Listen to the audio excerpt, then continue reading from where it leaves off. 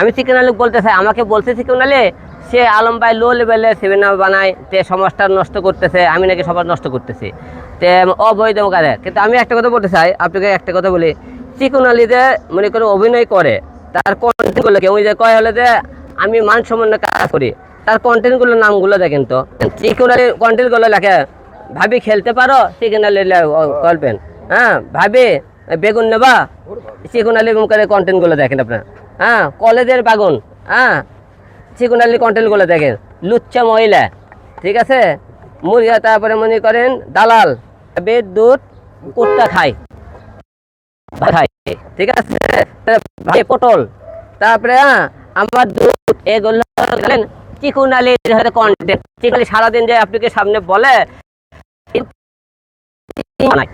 4 লাখ টাকা সিনেমা আপনারা দেখছেন, 20 দিন শুটিং করলে 50 থেকে 10 লাখ টাকা ইনভেস্ট খরচা যায় 20 দিন শুটিং করতে গেলে। আর্টিস্ট মার্টিস্ট বড় বড় করে, তারপর ডেঞ্জার নাসির বলে দোস্ত বন্ধু বন্ধু করে কয়, দেখেন হিরো আমার বন্ধু, বন্ধুকে আমার পিছনে ভাড় দেয়, বুঝছেন, বন্ধুটাকে পিছনে ভাড় দেয়। চিকন আলী কয় আমার সিনিয়র, আর বলে আমি সিনিয়র, ওই বলে আমার আগে। তাহলে চিকন আলীতে বলে যে আলমক নিয়ে কোনো জায়গাতে অনুষ্ঠানে যাওয়া যাবে, সে মনে করে সেই পরিবেশ আছে, তুই কোন জায়গায় যাবে, আমি যে জায়গায় যেতে পারবো, আমি তোমাকে যে জায়গায় যেতে পারবো তুই যেতে পারবি, তুই এত পারিস, তা তোগুলো আমার সিনেমা বানায় না কেন, তোগুলো সিনেমা বানায় না কেন?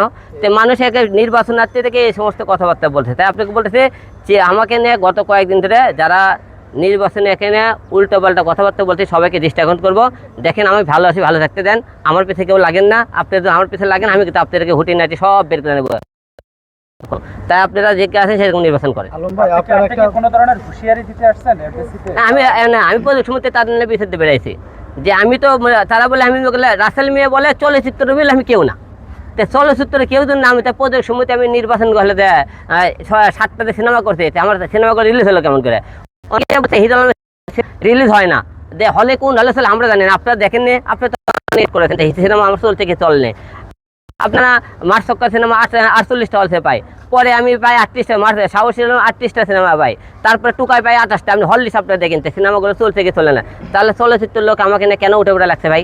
আপনারা এখানে যারা চলচ্চিত্র নির্বাচন করছেন গত কয়েকদিন ধরে, যে আপনার চলচ্চিত্রর মান সম্মান নষ্ট করছে, বহিরাগত থেকে কিছু মেয়েরা জি আর নাচ গান করছে, ছেলে মেয়ের গাওয়া কে কোথায় হাত দিচ্ছে, কাপড় কোথায় ঠিক তাদের ঠিক নাই।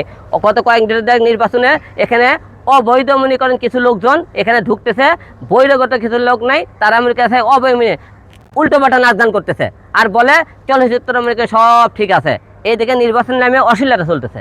রাসেল মিয়ার ভাইয়া সিনেমা দেখবেন, রিলিজ করছে, আমার মনে করেন টুকাই সিনেমা দেখবেন, তারপরে মনে করেন আমার মনে করেন সাহসী আলম দেখবেন, মার ছক্কা দেখবেন, তারপরে মনে করেন বাচ্চারা কিন দেখবেন, তাদের থেকে মনে করেন এটা বলে বুঝলাম না এটাকে। একটা সিনেমাতে দেখেন নাম করা একজন পরিচালক কাজী অভিনয় করছে, রিনা খান অভিনয় করছে, দুলালি করছে, শবনম পারভিন করছে, তারপরে মনে করেন মেহেদি করছে, করছে। লো লেভেল কিভাবে হয় ভাই এই সিনেমাটা? আপনারা বলেন যে অনেকে কিভাবে লো লেভেল। শিল্পী সমিতির মনে করেন আমি নির্বাচনের দ্বারা সদস্য পদ নিতে, তারা দিবি কি দিবি না, কেন দিবি না, তাদের মুখ থেকে এই ধরনের কথাই বাড়ে না। কথা যখন মুখ দিয়ে বাড়াচ্ছে, তাহলে আমার চিঠির মাধ্যমে দিক, লিগেল নোটিশের মাধ্যমে দিক, আমাকে কেন দেওয়া হয় না? এই দুই প্রতি লিগেল নোটিশ তুমি তারা কেন আমাকে জানে সেটাও বলে না, যে এই কারণে দিতেছে না।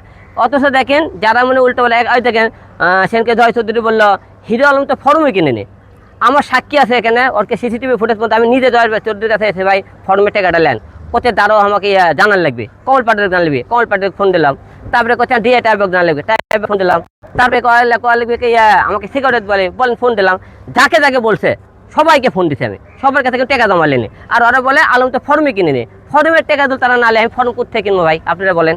আপনারা এই যে ইগনোর করছে শিল্পী সমিতি কেন?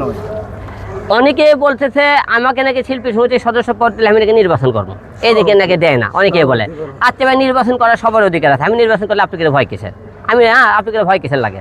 এটা তো ভয় লাগে না, খুব প্রশ্ন, নির্বাচন করার সবার অধিকার আছে, এই জন্য বলতেছি। আপনার কি কোনো ইচ্ছে ছিল যে শিল্পী সমিতির সদস্য হওয়ার পরে আপনার সভাপতি নির্বাচন করবেন? আসলে ওটা তো পরের হিসেবে, আমরা শিল্পী সদস্য পদই পেলাম না, কিভাবে নির্বাচন করবো? দেখে প্রদেশ সদস্য পদ আছে, প্রদেশ সমিতি নির্বাচন করতে বলছে, আমি করিনি, আমি না নির্বাচন এখন করবো না। কে যেত কে বলবেন নতুন আমি প্রযোজক সদস্য পেয়ে হয়েছে, শিল্পী সমিতির সদস্য পদ এখনো পাইনি। তো সব জায়গাতে এদের আগেই যদি ভয় লাগে, তো ভয় লাগলে ভাই তোমরা প্রযোজক সমিতির সদস্য পদ আমার সিনেমা করার সুযোগ দিলা কেন? এই যে অনেকে বলছে অনন্য আপনার যে কোন রেকর্ডটা ভাইরাল হলো, অনন্য মামুন আপনাকে বিভিন্নভাবে করছে যে মামলা করার জন্য, আপনার পিছনের ব্যাকগ্রাউন্ডটা সাহসটা হচ্ছে অনন্য মামুন, এটা কতটুকু সত্যি? না, অনন্য মামুনের বাসা তো বগুড়া, আপনারা সবাই জানেন আমাদের এলাকার। সেই হিসেবে ওখানে একটা আমার প্রদেশ সমিতির একটা গ্রুপ আছে, সেখানে আমাকে অনেক মানে কথা ভালো মন্দ ওখানে আলোচনা হয়। এখান থেকে মনে করেন ওর মধ্যে যে মনে ধানের মধ্যে পাঠান থাকে, ওর মধ্যে মনে করেন দুষ্ট কিছু লোকজন আছে, তারা এই কল রেকর্ডটা তারা মনে করে ফাঁস করে দিয়েছে।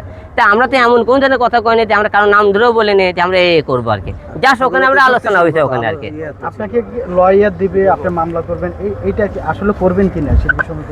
না, শিল্পীর মধ্যে নির্বাচন হয়ে গেছে, এখন আর মামলা করে কি করবেন? মামলা করে তো লাভ নেই আর।